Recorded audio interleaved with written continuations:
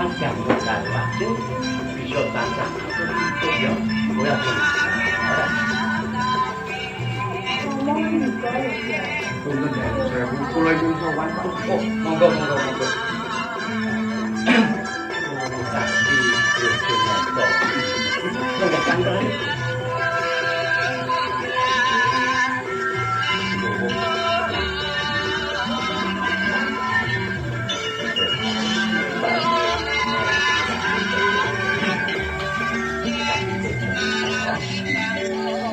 sakwise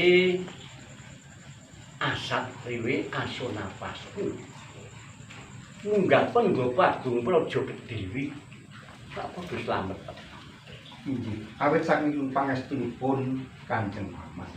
Lan Sirna sowan kula mboten wonten alangan tunggal menapa. syukur bejo sewu Sakdenipun kula ngaturaken sumungkem pangabekti gekunjuk paman. Tumpun dadake bongbongipun kenging pangestune paman tampanono kaki bojo nata Inggih sakalan kuning pamundi kula dados sejina.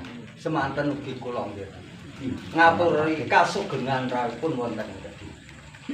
Inggih awit saking pangestunipun paman Pakih. Sowan kula mboten wonten alangan tunggal menapa. Namung mboten kantun mbah bekti kula gekunjuk paman. Inggih. Kula tampi dawah sawisan. Inggih. Nyuwun pangapunten. Inggih. Kadingaren Janur Gunung panjenengan sowan wonten ing Kediri menika wonten wigatos menapa? Inggih. Wonten keparingipun kula badhe munjuk atur wonten ngasanipun paman lan Bangsa. Oh, ndak keparangke kowe tunjuk ana ngersane iso Inggih. Sakdenipun matur ing kata-kata kuwi.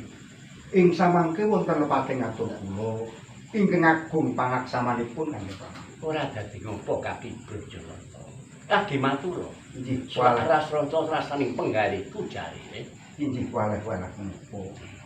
Kula kautus dening Kanjeng Rama lemuan winjur iya ing sepisan kula ngaturaken sapantak ing gegunjuk wonten ngarsanipun Kanjeng Paman. ndak tampa salam taklimi Kang Mas Prabu Lembuang-Lungguh nanging engko bareng saking Kediri salam taklim uga aturna ngersane Kang Mas Prabu Lembuang-Lungguh ya Nggih, wis tak kendhal. Ing nampa kalih. Nggih, waleh-waleh menapa.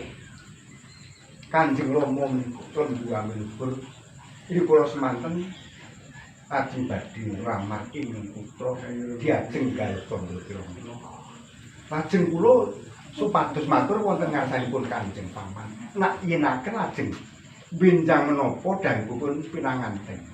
Kakang Mas kadhau kalian iya Diajeng Galcandra Kirana mekaten. kaki Panji Brojonata Inggih. sadurunge kaki Panji Brojonata munggah Pendhapa Agung Praja Kediri dadi rasanan pancen wis dadi rembug aku lan Diajeng Prameswari lan Kakang kudu simpil bakal golek dina gedhaking gauping putraku Galuh Candra Kirana kelawan Kaki Panji Inu Kertopati. Inggih. No, aku bakal golek dina kang becik. Mengko sak bali moning praja njulane kowe bakal tak paringan dina gedhaking daupe putraku Galuh Candra Kirana lan Panji Inu Kertopati. Ngaturaken ing Sak banjure Kaki Panji Brojonata kok nggawa oleh-oleh iki wujude apa lan kanggo sapa? inggih.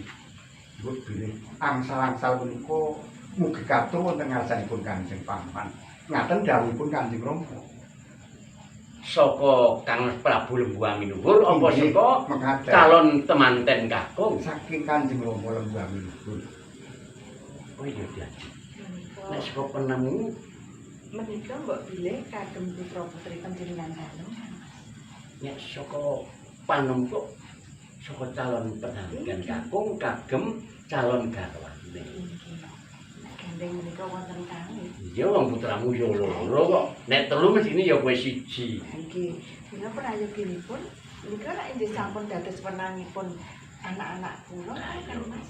Kejaba kuwi kok wujude loro sing siji bundele apik kok siji bundele kok mung samadya ki mengko teges apa dia? Boten mangertos kula mila menawi ngaten wonten rilah dalem Kang Mas kula kapure. Ndak lilani putra-putramu supaya milih. Nggih. Dalem Ibu. Yen sewu Kang Mas gandeng ada cabenipun menapa kemawon ingkang langkung rumiyin menika namung Galuh Candra Kirana menawi wedal sakmenika kajengipun Galuh ajeng milih langkung rumiyin nggih Kang Mas. Kejaba kuwi lak dhewe luwih cilik luwih enom Injih. supaya mengko ora dadi dedah sakgurine Galuh ajeng ndak aturi milih dhisik. Milih Kula sing nggih nggih nggih lah. Nanging Kula yen nggih Rama nggih. ya nanging aku tak ngendika karo kadangmu sepuh. Yer putraku Galuh Candra Kirana, kowe rak lila to adimu kadangmu milih dhisik. Iki perkara oleh-oleh saka ing Jenggolongane. Lila ya.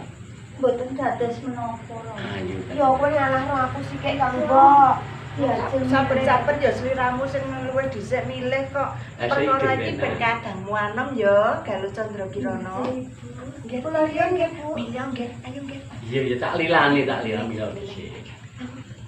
Aja nganti kleru, mengko mudah. Aku milih sing apik Ibu. Aku milih sing apik sing kelop-kelop ya Bu. Kula. Iki mesti apik. Ya, iki bagianmu kok iki. Ya, Kita ora hati-hati. nganggo mbesemu to. Kari nampa ngono dadak mbesemu to. Sakitipun tidak menika. Ya mengko dhisik. Oh. Mengko mundane dadi perkara mengko nek sak jroning taman wae. Oh, ngaten iki. Mengko nek kene wong yo ning pasowan mundak ora becik dadiane kok Oh, ya. ngaten iki Kang Mas dereke mawon. Sing sabar ya, Nok. Yo Nggih Bu. Kowe wis cetha milih sing apik to. Nggih, kelop-kelop yang apik. sing Rama, piye niki sae nggih Rama nggih. apik nanging Apik diajeng. Paman, niki sae to Paman. Nggih, apik. saengkeng menika. Mula ngene ya nek gandeng kowe wis milih sing apik, mengko sapa dibukani ya kowe aja cuatimu. Ora, mboten Rama. Ya. Iki tetep kula niki pun Penampilannya remen kali. Ya apik. syukur. Liyan kula sae Ya. lho Rama. Wis mantep kuwi. Mantep aku Kaki Rama. Panji Brojonata. Aku elek. Wis ngutoli padu mengko meneh. Mengko men diulang ibumu pinter kon padu. Kaki Panji, Inggih wonten dawuh Kanjeng Paman. rene suwanmu ndak tompo aku bakal nganggit ngawala kanggo jawaban nggonku ngethak dina daping temanten putraku Galuh Candra Kirana kelawan Panji Inukara Bakti. Lha saiki ayo padha ngasuh sawetara ana ing patunggal. Ya mesti bali sesuk yen mun aku nganggit ngawala ya. Nggih tansah kula westaken. Ya. Aturaken geni panuwun Kanjeng Paman. Diajeng lan kowe putra kabeh ayo ngasuh sawetara dibuka ning sakjroning patunggal ya. Nggih. Ayo nggih. Kakang Tudurwasa. Rilah dalem. Iya iya. Bordol orang bordol itu mana? Lepas itu. Ayo nggih, ayo nggih, ayo ya. Ayo.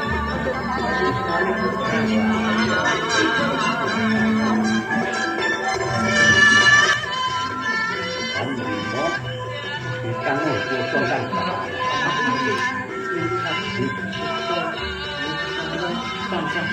Orang digawe. Wis kemutan kalian ibu. Wis gak mau ronto-ronto yen kowe nyebuti duwe. Ayo saiki ngasih. Monggo Rama. Ya ya.